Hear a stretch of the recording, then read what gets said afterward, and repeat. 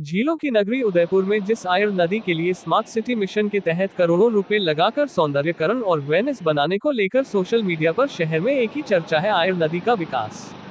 पर क्या हो गया आयर नदी का विनाश?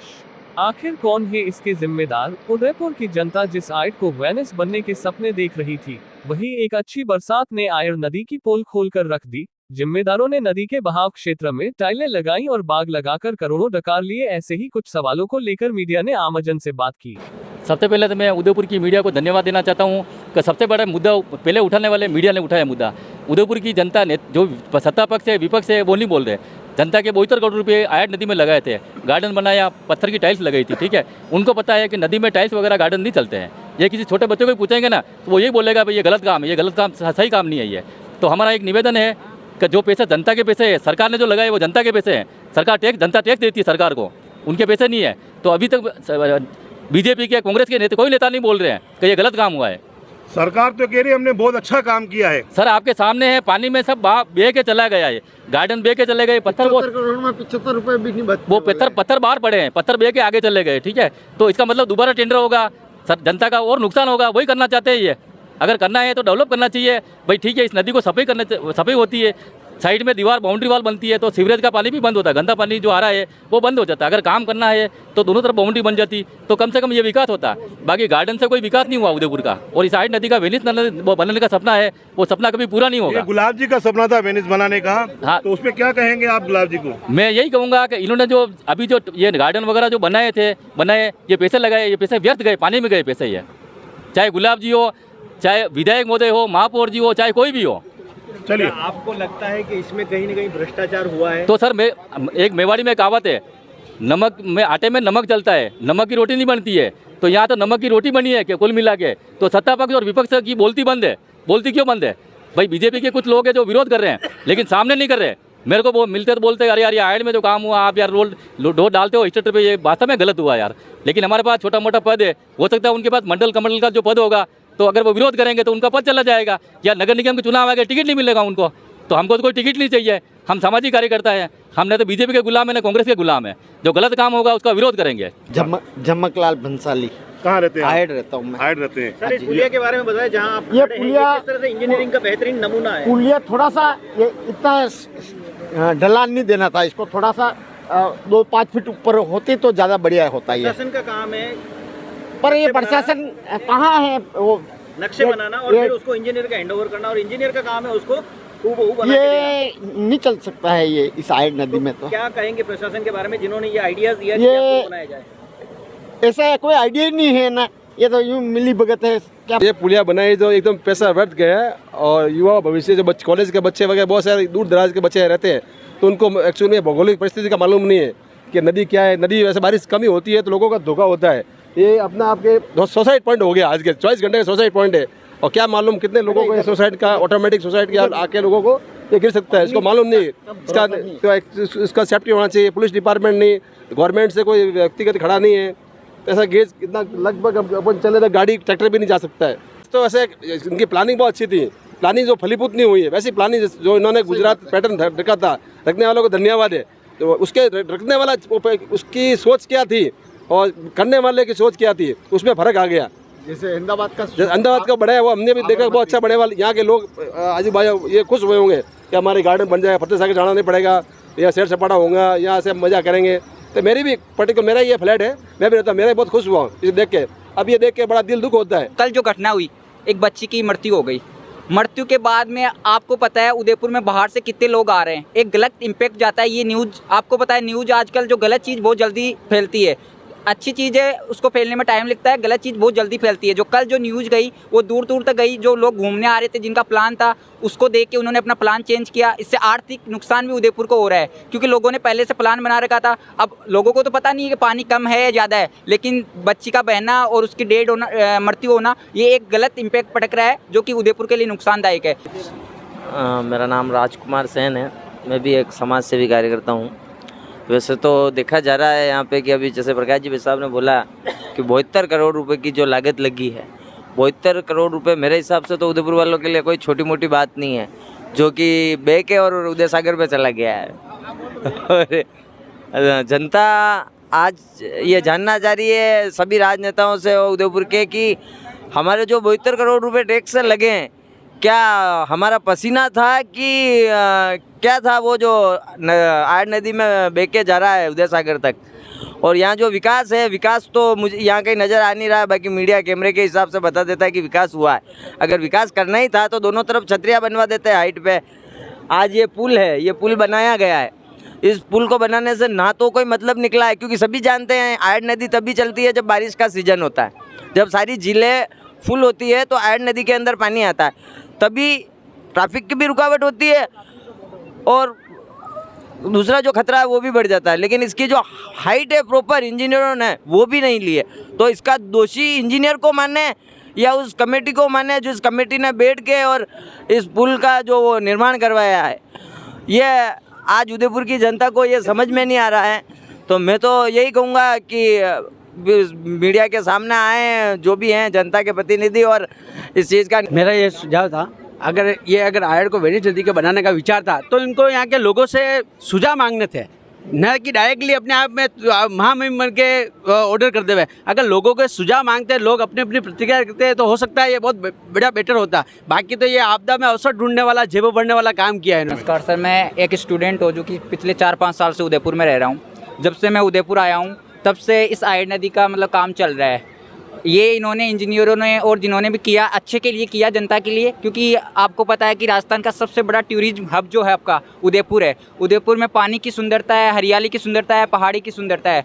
तो यहाँ पे जो अपने जयपुर में दरियावती प्रोजेक्ट है उसके तहत मान लो या अहमदाबाद में उसी के आधार पे किया, लेकिन इसकी जो पूरी इंजीनियरिंग के आधार पे जो कार्य होना था वो वैसे हुआ नहीं। इन्होंने चौड़ाई बहुत संकरी ली, ऐसे मान लो कि 20 फीट के लगभग इन्होंने 20 से 22 फीट के लगभग चौड़ाई ली। पिछले 5 या 10 सालों का जो देखें अपन पीछे का आइडिया देखिए, आज सबको पता है कि जब फतेह सागर और पिछोला ओवरफ्लो होती है, स्वरूप सागर के गेट खुलते हैं, फतेह सागर के गेट खुलते हैं, तो कितना पानी यहाँ से बह के उदय सागर में जाता है। उसी के आधार पे इनको चौड़ाई करनी थी, गार्डन वगैरह लगाना, ये एक आइडिया अच्छा है मतलब, लेकिन प्रॉपर इंफ्रास्ट्रक्चर के साथ जो होना था वो काम नहीं हुआ। बाकी जो भी जेब बढ़ने का काम है, मीडिया अपने उठा रही है मुद्दे, किसने पैसे उठा लिए, किसने जेब भरे, वो तो आगे की बात है। हालांकि इस पे जांच होनी चाहिए, कमेटी बननी चाहिए कि आयर पे जो पिछले 5 साल से काम हो रहा है इसमें कौन कौन से इंजीनियर थे, कौन अधिकारी थे जिन्होंने फाइलें पारित की, क्योंकि बिना ऐसे अधिकारी फाइल देखे बिना तो कोई काम को अपन पारित नहीं कर सकते ना। उसका पूरा प्रोजेक्ट बनता है कि कितना एस्टीमेट लेके चलते हैं कि अपने 75 करोड़ खर्च हो रहे हैं, 50 करोड़ खर्च हो रहे हैं या 100 करोड़ जा रहे हैं, पूरा आइडिया लेके फिर ही काम कर सकते हैं। ये तो जनता का पैसा है, टैक्स से गया हुआ पैसा है, ऐसे तो है नहीं कि पैसे पेड़ के लगते हैं और तोड़ के लगाए गए हैं। तो ये मेरा मीडिया से भी मतलब रिक्वेस्ट रहेगी, निवेदन रहेगा कि आप इसको मुद्दे को उठाइए। रही दूसरी बात, आइड अब की पिछले 4 या 5 दिन से चली है, हर साल चलती है, इस बार लगभग 15-20 दिन लेट है, आप सभी को पता है बारिश की लेट हुई है। तो मैं ये भी आपके मीडिया के माध्यम से रिक्वेस्ट करूंगा, उदयपुर की जनता से भी, लोकल जो है या जो बाहर से घूमने आ रहे हैं उन सभी से भी ये रिक्वेस्ट करूंगा कि आप जो रील बनाने के चक्कर में या मछलियाँ पकड़ने के चक्कर में पानी की गहराई तक जाते हैं उससे बचें। 1 दिन की या 2 मिनट की रील जो आप बना रहे हैं वो आपका जीवन पूरा खतरे में डाल सकती है। पिछले कल को अपने को पता है एक गुड़िया 7 साल की थी, वो बह गई और उसकी डेड बॉडी मिली है। तो मैं ये भी रिक्वेस्ट करूंगा और मीडिया को भी बोलूँगा कि आप आइड के जो ब्रिज है, ये काम है, इसके लिए आवाज़ उठाए और जो पीछे 75 करोड़ वेस्ट गए हैं अपने, उसको तो चलो उस पर तो आप एक कार्रवाई करें, लेकिन आगे का जो पैसा अपना लगना है, बहुत पैसा आता है उदयपुर में। ये मान लो एक टूरिज्म हब है, एक आदमी अगर घूमने आता है तो 1500 रुपये अपने जेब से उदयपुर में देके जाता है। अब कितने मेंबर आ रहे होंगे घूमने। पिछले 60 साल से मैं देख रहा हूँ कि जैसी मैं खाटू श्याम जी से हूँ सर, जयपुर सीकर डिस्ट्रिक्ट में पड़ता है, खाटू श्याम जी में अभी पॉपुलेशन बढ़ रही है, अभी लोग जा रहे हैं, टूरिज्म इतना डेवलपमेंट हो रहा है, इतना पैसा आ रहा है, जबकि उदयपुर तो अपने पीछे कभी बहुत टाइम से टूरिज्म पहले से बहुत टाइम से पैसे आ रहे हैं, बाहर की जनता यहाँ आके पैसे देके जा रही है। उन पैसों का हिसाब मांगिए आप, उदयपुर की जनता हिसाब मांगेगी कि कहाँ गए पैसे। धन्यवाद, उदयपुर की मीडिया का बहुत बहुत आभार, और आप ऐसे ही मुद्दों को उठाते रहिए और जनता के सामने जो चित्र है पॉलिटिशियंस का, राजनेताओं का, वो सामने लाते रहिए। धन्यवाद। श्रीमान जी, आज यहाँ पे जो भी जनता इकट्ठी हुई है वो सही के लिए खड़ी हुई है, क्योंकि जो आइड की जो नदी है यहाँ पे बहाव इस तरह से बह रहा है कि यहाँ पे कोई पब्लिक का जो मेन रास्ता है वो क्रॉस नहीं कर पाते हैं। तो पहले से अगर सही काम होता तो आज कहीं तकलीफ झेलनी नहीं पड़ती। इसलिए कोई भी कार्य करें, ऐसा करें कि ताकि आने वाले लंबे समय तक उसका कोई अच्छा काम निकले। अब पहले ही काम ऐसा करा कि वो मतलब समस्या का समाधान हो रहा है और उसका समस्या का समाधान नहीं हो पा रहा। तो प्रकाश जी भाई साहब, मांगीलाल जी भाई साहब और भी जनता के जनार्दन ने जो आज यहाँ पे जो बात कही है, करीब करीब सभी लोगों ने जो कहा सत्य है। इसका विकास अच्छी तरह नहीं हो पा रहा, विकास होना चाहिए और मैं भी यही चाहता हूँ मीडिया के माध्यम से और काम अच्छा हो और आगे से आगे इसका प्रोग्रेस हो। आयड सभ्यता अपने आप के अंदर बहुत बड़ी सभ्यता है, देखा जाए तो ये कम से कम 400-500 साल पुरानी सभ्यता है, पर 4000 वर्ष पुरानी सभ्यता है। पर आज इसको इतिहास में बहुत बड़ा एक नाम देना चाहिए, पर कुछ लोगों की वजह से काम अच्छा नहीं हो पाने की वजह से रुका हुआ है। तो मैं चाहता हूं कि मीडिया के माध्यम से अच्छा काम होए और विकास अच्छा होए ताकि देश और दुनिया में नाम होए। भाई आपने मीडिया चौथा स्तंभ मानते हैं, मैं पहला स्तंभ मानता हूँ मीडिया को। उदयपुर में जो सबसे पहले आवाज़ उठाई थी 1 महीने पहले की बात है, मैं ग्रुप से जुड़ा हुआ भी हूँ। 1 महीने पहले जब बारिश से पहले भी हमारे हरी जी वगैरह नवलखा है मीडिया से देखते हैं, तो उन्होंने बोला था ये आयड में जो पत्थर लग रहे, घास लग रहे, ये बह के चली जाएगी। मैं ये बात छोटे बच्चों को भी पूछेंगे तो वही यही बोलेगा। ठीक है, आज वो चीज़ देखने को आई है, तो हम चाहते हैं दोबारा टेंडर नहीं हो और जितने भी इसमें भ्रष्टाचार में लिप्त है उसकी जांच कमेटी बन के जांच होनी चाहिए। और मेरा निवेदन ये है कि मुख्यमंत्री तक भी ये बात जानी चाहिए कि उदयपुर में ऐसा काम भी होता है, गलत काम, जिसमें सत्ता पक्ष और विपक्ष के लोग भी मिले हुए हैं, साथ में मिलकर काम कर रहे हैं। इसलिए तो विरोध नहीं कर रहे हैं, बाकी गलत काम का विरोध क्यों नहीं कर रहे हैं? बोलना चाहिए उनको भाई ये गलत काम हुआ है, उसी समय ये काम बंद हो जाता।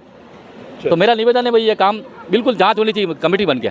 मेरा नाम अंशिका है। मतलब जिस भी इंजीनियर ने बनाया उसने क्या सोच के बनाया, क्योंकि उनको नदी क्या हाइट वगैरह का कोई आइडिया नहीं था, क्योंकि यहाँ से जा ही नहीं सकते। अगर इसकी हाइट थोड़ी ऊंचाई होती तो हम इजीली जा सकते अभी यहाँ से। अगर उन्होंने थोड़ा ज़्यादा सोचा होता तो फिर हम इजीली जा पाते आज। अभी भी आप इसलिए रुके हुए हैं? यस, हम इसीलिए रुके हुए हैं। जाना था बोरा गणेश जी और हमें नहीं पता था कि यहाँ पानी भरा हो, क्योंकि रोज़ यहाँ से जाते हैं हम लोग, तो इसलिए। और अभी है ना मंदिर यहाँ रुक गए हम लोग।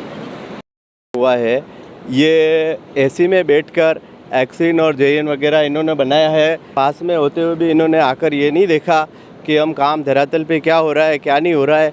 ऐसे ही पत्थर जो टाइल्स वगैरह चिपकाई है वो ऐसे ही रख दी है कच्ची मिट्टी में, वो सारी बह के चली गई है। जो गार्डन लगाया वो सारी धूप थी वो बह के चली गई है। पुलिया बनाया तो इस तरह के बनाया कि बारिश में और ऐसे टाइम पे उपयोग नहीं किया जा सकता उनका। तो ये एक कहीं न कहीं प्रशासन के भ्रष्टाचार को दिखाता है और प्रशासन में भ्रष्टाचार इस लेवल पे है कि मतलब अब क्या कहें उनका कि जांच करने वाले ही भ्रष्ट हैं और काम करने वाले ही भ्रष्ट हैं। तो अब आगे जाके कहाँ पे क्या किया जाए? आपको पता है कि आए दिन उदयपुर में इस तरह के भ्रष्टाचार हो रहे हैं, उन पे पर्दा कर दिया जाता है और जो पुलिया है उन पे बैरिकेड्स नहीं लगा के पुलिस प्रशासन की कोई व्यवस्था नहीं है कि कोई इसमें गिर जाए। तो इस प्रकार की बहुत सारी बातें हैं जो कि अभी प्रकाश जी 2 घटनाएं हो चुकी हैं। अभी बीच में भी मछली मारने के लिए 2 युवक बह के चले गए थे। कल एक बालिका बह के चली गई थी, जो कल शाम को उसकी बॉडी मिली थी, लेकिन प्रशासन किसी तरह से इस पर न तो कोई कार्रवाई करती है न मछली मारने वालों को पकड़ती है। मेरा मीडिया के माध्यम से निवेदन है कि पुलिस प्रशासन की जिम्मेदारी बनती है, जहाँ भी ऐसे पॉइंट है वहाँ पे पुलिस के 2 गार्ड या लगा दे ताकि कहीं मछली भी नहीं मारे और ऐसी घटना भी नहीं हो। क्योंकि बच्ची का 26 घंटे बाद में शव मिला था। ये बहुत दुखद घटना उदयपुर के लिए। छोटी बच्ची मछली पकड़ रहे थे, बच्चा उसका भाई, और वो पानी में बह के चली गई थी। तो मेरा निवेदन यही है कि पुलिस प्रशासन जहाँ भी ऐसे बैरिकेड लगा रखे है, पानी बह रहा है ऊपर से, वहाँ से गली यहाँ लगाए, पुला में लगाए, सेवाश्रम, जहाँ भी ऐसे लग रहे घटना होने के चांस है वहाँ लगाना चाहिए। और मछली जो पकड़ रहे हैं उनको बिल्कुल प्रतिबंध लगाना चाहिए, बिल्कुल बंद करना चाहिए। मेरा ये निवेदन है आपके माध्यम से। और हो सके तो प्रशासन को मच्छी पकड़ने वालों के खिलाफ एक अभियान चला के और उनको 151 में पाबंद कराना चाहिए। वैसे तो प्रशासन हर कहीं से किसी को भी उठा के पाबंद करा देता है, लेकिन जब किसी की जान पे आमद आ रही है और ऐसा जो माहौल चल रहा है उदयपुर के अंदर चारों तरफ पानी का, तो प्रशासन को देखते हुए उन जो मच्छी पकड़ने वाले लोग जो जगह जगह कर रहे हैं उनको पाबंद कराना चाहिए, ताकि उससे उनको सबक मिले कि नेक्स्ट टाइम हमको इस टाइप का काम नहीं करना है जिससे किसी की जान जोखिम में जाए। धन्यवाद।